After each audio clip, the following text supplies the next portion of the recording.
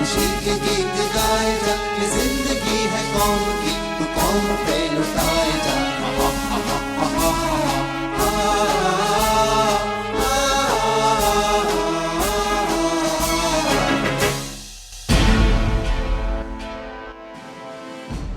पिछली कड़ी में आपने सुना जिन्ना के मूड और मुस्लिम लीग के तेवर से सुभाष का मन अशांत था।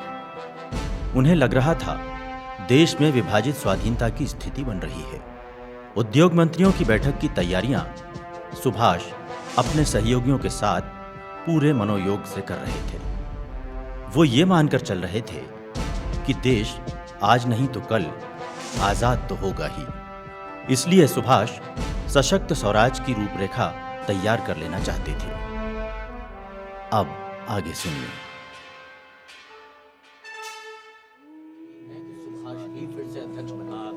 और बनना भी चाहिए।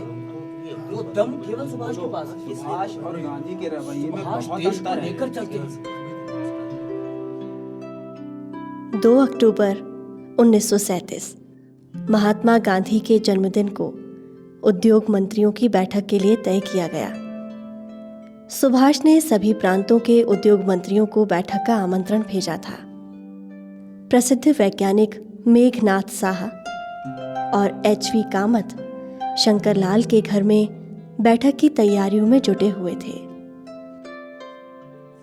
मैं तो सुभाष बाबू का समर्थन करता हूँ। वो फिर से आएंगे तो जो जवान हैं उनको हिम्मत मिलेगी। जवान लोग आगे आएंगे, वो सारी चीजें देश की युवा ताकत बढ़ेगी। सुभाष बाबू, उद्योग मंत्रियों की बैठक की बापूजी से अनुमति तो ले ली थी ना आपने? शंकरलाल जी, जुलाई में वर्धा में हुई कार्यकारिणी की बैठक का प्रस्ताव पहले ही पारित कर लिया गया था। सही है, कुछ करने से पहले मान सम्मान के बारे में पहले सोचना पड़ता है। भाई पता नहीं कब किसके मान को कहाँ ठेस पहुंच जाए। अन्यथा ना ले सुभाष बाबू, मैंने तो यूं ही पूछ लिया। मन को ये सवाल परेशान किए हुए था। कांग्रेस में गांधी जी से ज्यादा उनके मान की चिंता उनके गांधीवादियों को रहती है। वो तो इस तलाश में रहते हैं कि कहीं कोई ऐसा मौका मिल जाए जिसको गांधी जी के मान से जोड़कर अपने मन की भड़ास वो निकाल सकें। शंकरलाल जी, मेरे लिए गांधी जी उतने ही आदरणीय हैं जितने कि उनके समझता हूं सुभाष बाबू, आपका इशारा किस ओर है? शंकरलाल जी, मेरी हमेशा कोशिश रहती है कि हर काम बापूजी के आशीर्वाद और उनकी मंजूरी मिलने के बाद ही करूं। वो तो कई बार मेरे और उनके विचार में मतभेद होने से ऐसा लगने लगता है जैसे कि मैं उनकी अवहेलना कर रहा हूं। तय कार्यक्रम के अनुसार विश्वेश्वरैया जी बेंगलोर से आने वाले हैं या कार्यक्रम में कोई परिवर्तन हुआ है? आ जाएं तो बहुत अच्छा रहेगा। उनकी मौजूदगी भर से बैठक अच्छे निष्कर्ष हासिल कर लेगी। मेरा मानना है कि स्वाधीनता आज नहीं तो कल मिलेगी ही। उससे पहले भविष्य के हिंदुस्तान की तस्वीर हमारे सामने होनी चाहिए। और देखो, विश्वेश्वरैया जी आ गए तो उनकी हिंदुस्तान के लिए नियोजनबद्ध अर्थनीति के नजरिए का काफी फायदा मिलेगा। हाँ, और वो मैसूर के दीवान के रूप में खुद की कुशल प्रशासक की खूबी सामने ला ही चुके हैं। बहुत अच्छा रहेगा उनका आना।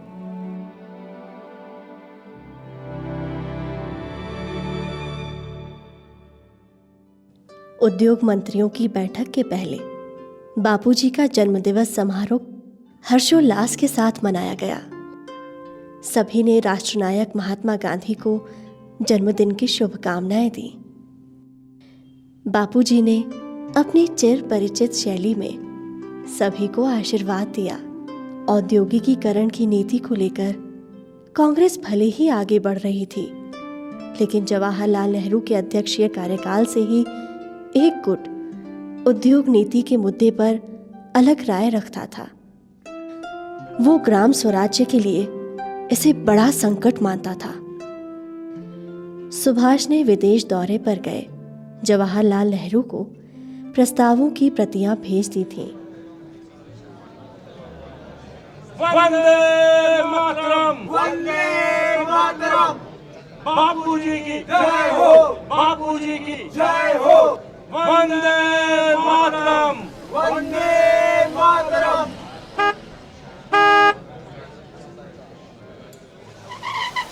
लो, विश्वेश्वरैया जी आ गए। मैं उन्हें मंच पर लेकर आता हूँ। वाह, क्या प्रभावी व्यक्तित्व है।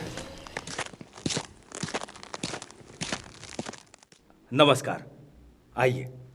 हम लोग आप ही का इंतजार कर रहे थे। मुझे लग रहा था आप आइए, बैठिए। मित्रों, हमारे बीच विश्वेश्वरैया जी आ गए हैं। उद्योग मंत्रियों की बैठक को उनका मार्गदर्शन मिलेगा। अब मैं अपनी बात रखता हूं। दुनिया में परमात्मा ने हिंदुस्तान को असीम प्राकृतिक संपदा दी है। उसका पर्याप्त उपयोग न कर पाना ही हमारी बेकारी और गरीबी का कारण है। पहले विश्व युद्ध के समय रूस की भी यही स्थिति थी, पर केवल 16 सालों में वहां के किसानों ने प्राकृतिक संसाधनों का भरपूर उपयोग कर हालातों को बदल दिया। नियोजनबद्ध विकास से आधुनिक देश के रूप में आज रूस नजर आ रहा है। औद्योगिक क्रांति हिंदुस्तान के विकास के लिए वरदान बन सकती है। यदि हमें कुछ करना है तो औद्योगिकरण के प्रदूषण से देश को बचाना होगा, और उसे बचाने के लिए हमें उपाय करने होंगे। अध्यक्ष महोदय, औद्योगिकरण से हमारे कुटीर उद्योगों की पटरी कैसे बैठेगी? वो तो अपने आप खत्म हो जाएंगे। वो हमारी पहचान है, उनमें स्वदेशी का अपनापन है, उनका क्या? देखिए, ये सोचना बिल्कुल गलत है कि औद्योगिकीकरण से कुटीर उद्योग संकट में आ जाएंगे। अब यूरोप को ही ले लीजिए। वहां आधारभूत उद्योगों के बाद कुटीर उद्योगों को हतोत्साहित नहीं किया गया। कुटीर उद्योग उतने ही जरूरी हैं जितने आधारभूत उद्योग। इस देश को मंथर नहीं, तेज गति के विकास की जरूरत है, और ऐसा नहीं हो सका तो हिंदुस्तान को हम उन्नत राष्ट्रों की श्रेणी में बिल्कुल नहीं रख पाएंगे।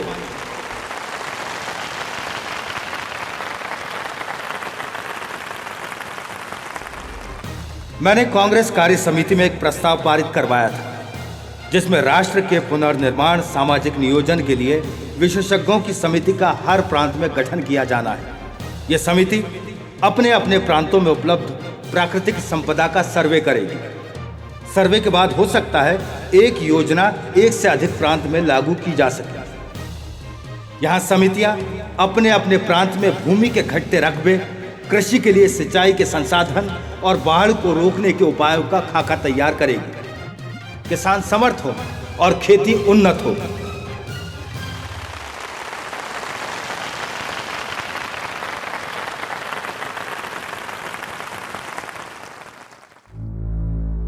लेकिन बेकारी की समस्या का समाधान केवल खेती को समर्थ बनाकर नहीं किया जा सकता। इसके लिए औद्योगिकरण की दिशा में प्रयास करने होंगे।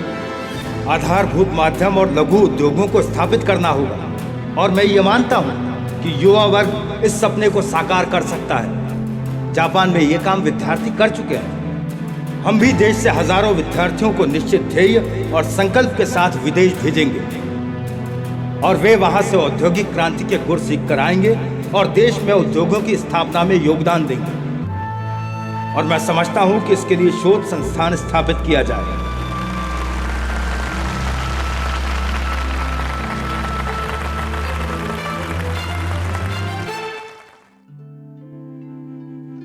बैठक में सुभाष देश की योजनाबद्ध प्रगति के लिए एक योजना समिति के गठन के प्रस्ताव पारित करवाने में सफल हो गए। ये भी तय किया गया कि समिति बाद में योजना आयोग का रूप ले लेगी। देश की वास्तविक स्थिति का अध्ययन करने, औद्योगिकीकरण की सर्व योजना बनाने, कई तरह के उपकरण बनाने,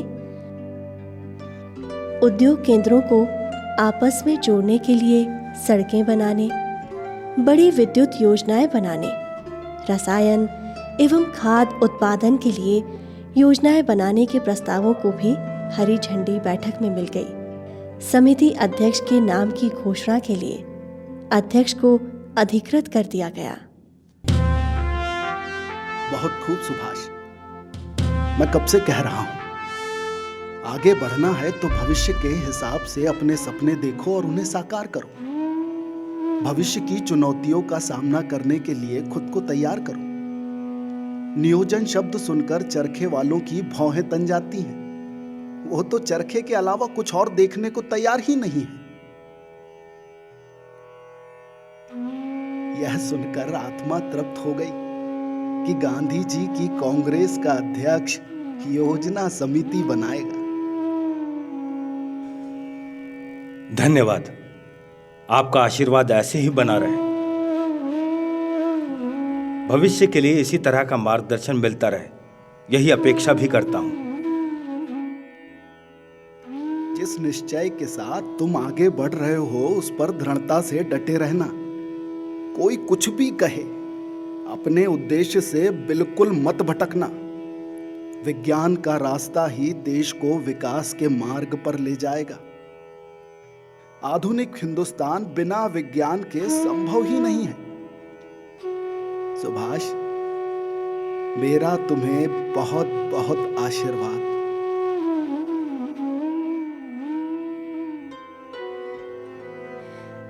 सुभाष की कार्यशैली से महात्मा गांधी खुश नहीं रहते थे। वर्धा में गांधी जी और सुभाष की मुलाकात हुई। सुभाष ने अपने प्रति बापूजी की नाराजगी को जानते हुए उनसे बात की। बापूजी, देश भर में जिस तरह का वातावरण मुस्लिम लीग तैयार कर रही है वो बिल्कुल ठीक नहीं है। मुस्लिम बाहुल्य बस्तियों वाले शहरों में जिन्ना को महिमा मंडित कर जुलूस निकाले जा रहे हैं। कांग्रेस में मुस्लिम भाई के साथ अन्याय की बात भी कही जा रही है। बापूजी, सुभाष, कांग्रेस को क्या करना चाहिए? कांग्रेस इस बात की निष्पक्ष जांच कराए। क्या मुस्लिम भाइयों के साथ अन्याय हो रहा है? आप ही बताइए। और यदि ऐसा है तो दूध का दूध, पानी का पानी हो जाना चाहिए। और जिन्ना जिस तरह की भाषा का प्रयोग कर रहे हैं वो उत्तेजना फैलाने वाली है, और उन्हें नहीं रोका गया तो सिंध प्रांत संकट में आ जाएगा। सुभाष, मैं खुद जातिवाद और फूट से बेचैन हूं। बापूजी, एक भी प्रांत में सत्ता तक न पहुंच पाने के बाद मुस्लिम लीग खुद को धर्म के आवरण में घेरे हुए है और उग्र भाषा का प्रयोग कर रही है। और यदि सही समय पर सही कदम नहीं उठाया गया तो एक दिन पाकिस्तान हमारे सामने होगा। सुभाष, तुम क्या सोच रहे हो? क्या कदम उठाना चाहिए हम लोगों को? आज मुस्लिम लीग को छोड़कर दूसरे मुस्लिम संगठन सिंध, बंगाल, पंजाब तीनों राज्यों में सत्ता में काबिज है और उन्हें कांग्रेस को समर्थन देना चाहिए और उनके साथ सत्ता में सहयोगी भी हुआ जा सकता है। ऐसा ना हो तो बाहर से समर्थन की घोषणा करनी चाहिए जिससे वो ताकतवर महसूस करें। लेकिन इससे हमें क्या मिलेगा सुभाष? वो लीग का विरोध भी करते रहेंगे और अपनापन महसूस होने से कांग्रेस के साथ जुड़े भी रहेंगे। अभी मैं महसूस कर रहा हूं सिंध, बंगाल और पंजाब में लीग मजबूत होती जा रही है। राष्ट्रीय विचारों वाले मुस्लिम लीग के होते जा रहे हैं। जिहाद का ऐलान विवेक को मात दे रहा है। सुभाष, तुम्हारे ये विचार चिंता में डालने वाले, आगे की रणनीति को बनाने के लिए आगाह करने वाले भी। बापूजी, सिंध, बंगाल और पंजाब तीनों प्रांत की सरकारें कांग्रेस के साथ रहेंगी तो अंग्रेजों के साथ संवैधानिक चर्चा के समय लगेगा कि कांग्रेस पूरे हिंदुस्तान की ओर से बात कर रही है। सुभाष, तुम इन सोच के साथ बंगाल में प्रयास करो। मौलाना आजाद मिलीजुली सरकार की सोच से इत्तेफाक नहीं रखते। कारण? वो सोचते हैं जातिवादी सरकारों से कोई वास्ता नहीं रखा जाए, वे खुद ब खुद खत्म हो जाएंगी। पर मुझे लगता है जातिवादी सरकारें खुद खत्म नहीं होंगी, देश को ही खत्म कर देंगी। और अगर हमने उनकी ओर ध्यान नहीं दिया तो मुस्लिम संगठन लीग के बैनर में शामिल हो जाएंगे जो कांग्रेस के लिए बहुत सारी मुश्किलें पैदा करेंगी। सुभाष, तुम देश की अखंडता के लिए जो सोच रखते हो उसके लिए पूरे उत्साह और साहस से कोशिश जारी रखो। मुझे तुम्हारे अलावा कोई दूसरा नजर नहीं आ रहा है जो अखंडता के सवाल पर इतनी ईमानदारी से प्रयास कर रहा है।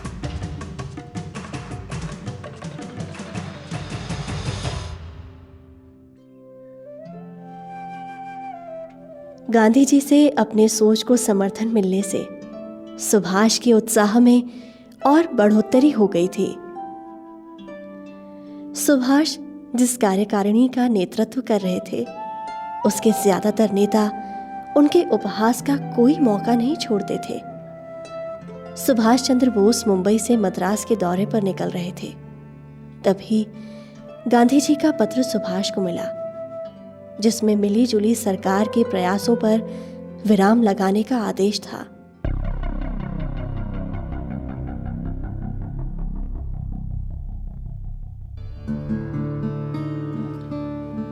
ये क्या हो गया बापूजी को? अचानक कैसे मिलीजुली सरकार को लेकर हो रहे प्रयासों से कदम वापस खींचने को कह रहे हैं? लगता है बंगाल के कांग्रेस में मौजूद विरोधी खेमा अपनी चाल में कामयाब हो गया है। घनश्याम दास बिड़ला और नील रत्न जो मौलाना आजाद को लेकर वर्धा गए थे, बापू की सोच को बदलवाने में कामयाब हो गए। उफ, ये क्या हो गया? प्रतिशोध के चक्कर में ये क्या करवा दिया इन लोगों ने?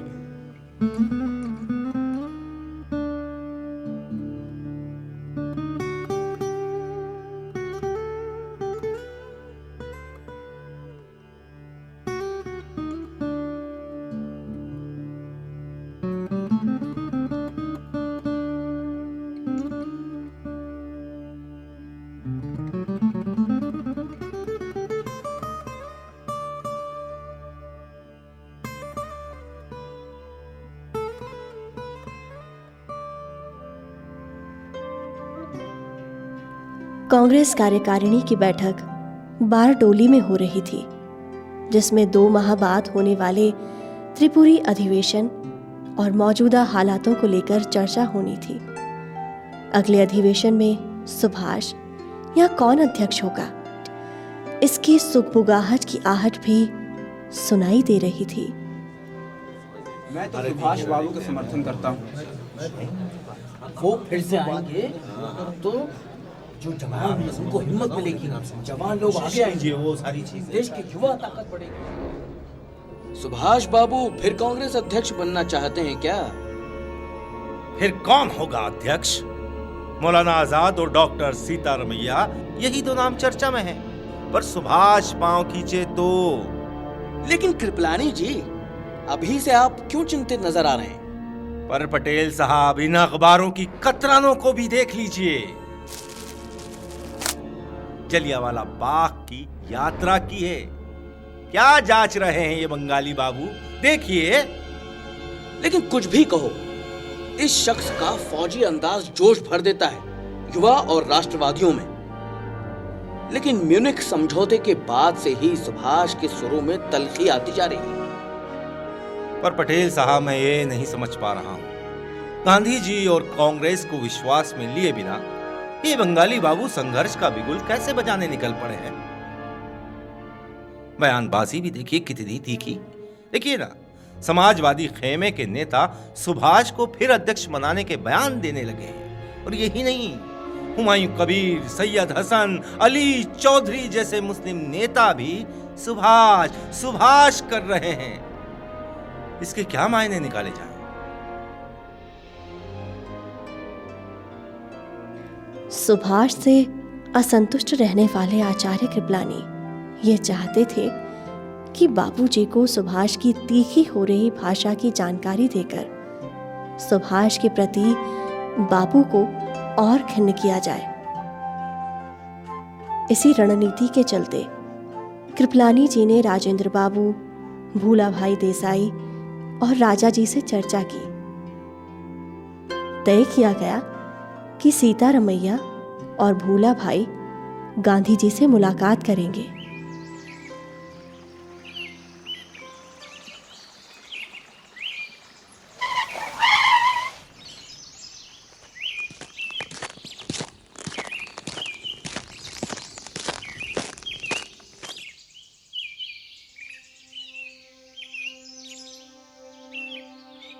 बापूजी, बंगाल का खून आपको शांति से नहीं बैठने देगा। उसमें उग्रता और अति उत्साहपन बेचैन कर रहा है मुझे। तुम किसकी बात कर रहे हो भूला भाई? पहले जयप्रकाश, मानवेंद्र थे, आजकल सुभाष है। सुन रहे हैं आप? सुन रहे हैं बापूजी किस तरह की भाषा बोल रहे हैं वो? देखो भाई, मुझे नौजवानों के संघर्ष का ऐलान हिटलरी की तरह लगता है। बापूजी, युवाओं को अहंकार भरा होना चाहिए, लेकिन कहां तक? सुभाष को ले लीजिए, हमारे पुराने वरिष्ठ सहयोगी आचार्य कृपलानी की कोई परवाही नहीं करते वो। दूसरे की क्या बात कहूं आपसे? बंगाल में कांग्रेस प्रतिनिधियों के चुनाव में गड़बड़ी की शिकायतें आ रही हैं, आपको पता है ये बात? सुभाष को अपना आचरण ठीक रखना चाहिए। बापूजी, लेकिन आप आवश्यकता से अधिक उन्हें लाड़ करते हैं। अध्यक्ष तो आते जाते रहते हैं, इससे पहले किसी और अध्यक्ष से ऐसा नहीं किया था आपने। बापूजी, आपने सुभाष की इंडियन स्ट्रगल किताब पढ़ी है? आपके बारे में, कांग्रेस के बारे में क्या क्या लिखा है आपने पढ़ा है? भूला भाई, क्या लिखा है उसमें? बापूजी, कल ही आपको दिखाता हूं। भारत में अंग्रेज सरकार ने उस पर पाबंदी लगा रखी है। चोरी छिपे कुछ प्रतियां हिंदुस्तान आ पाई हैं। मैं गुपचुप तरीके से लंदन से ले आया हूं, आपको पढ़वाऊंगा मैं। गांधी जी की किताब को देखने की इच्छा ने भूला भाई और आचार्य कृपलानी को उत्साह से भर दिया। पूरी रात जागकर दोनों ने उन लाइनों को रेखांकित किया जो वे गांधी जी के ध्यान में लाना चाहते थे, और सुबह सुबह ही किताब लेकर बापूजी के पास पहुंच गए।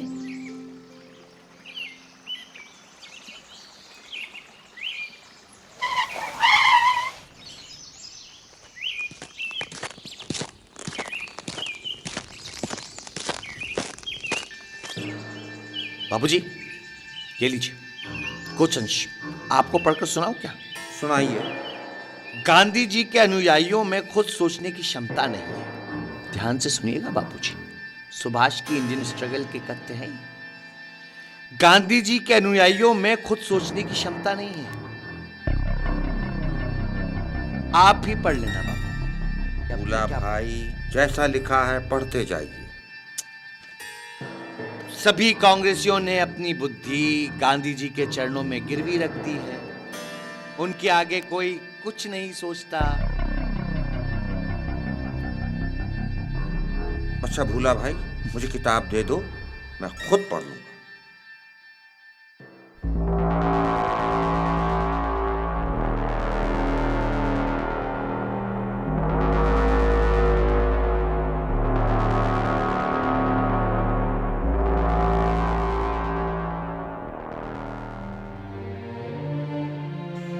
पटेल जी, सुभाष की बहुत शिकायत है। अध्यक्ष के बारे में इसके चलते क्या किया जाना चाहिए?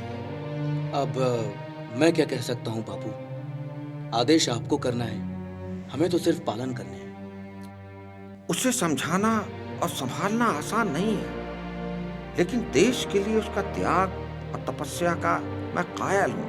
पर अब इस पर का क्या मतलब निकालूं बापूजी? म्यूनिख समझौते के बाद से सुभाष के तेवर उग्र हो गए। वो ब्रिटिश हुकूमत को अल्टीमेटम देने और संघर्ष के अलावा और कोई दूसरी बात मुंह से निकालता ही नहीं है।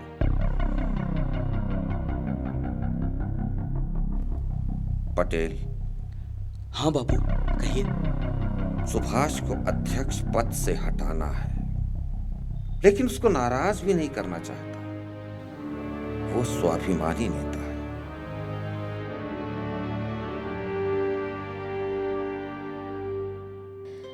गांधी जी के मन में क्या चल रहा है, इसका अंदाजा किसी को भी नहीं था। ना ही सुभाष के साथ खड़े लोग और ना ही सुभाष के विरोधी खेमे को। पर्णकुटी आश्रम में रात का सन्नाटा पसरा हुआ था। अचानक वल्लभ भाई पटेल बापूजी के पास पहुंचे।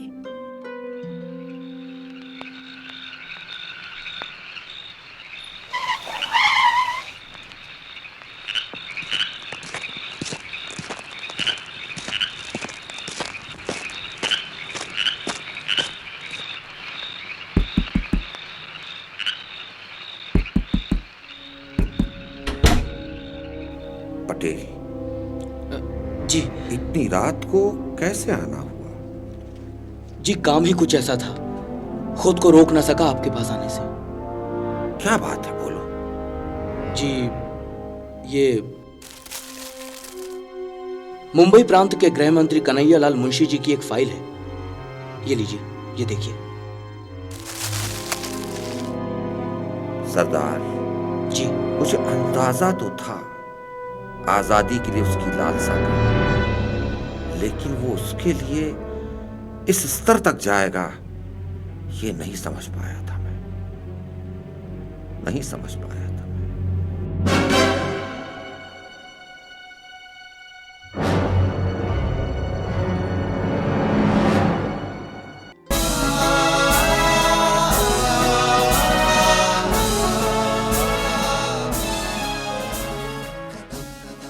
प्रस्तुति स्वराज संस्थान संचालनालय, मध्य प्रदेश शासन संस्कृति विभाग द्वारा।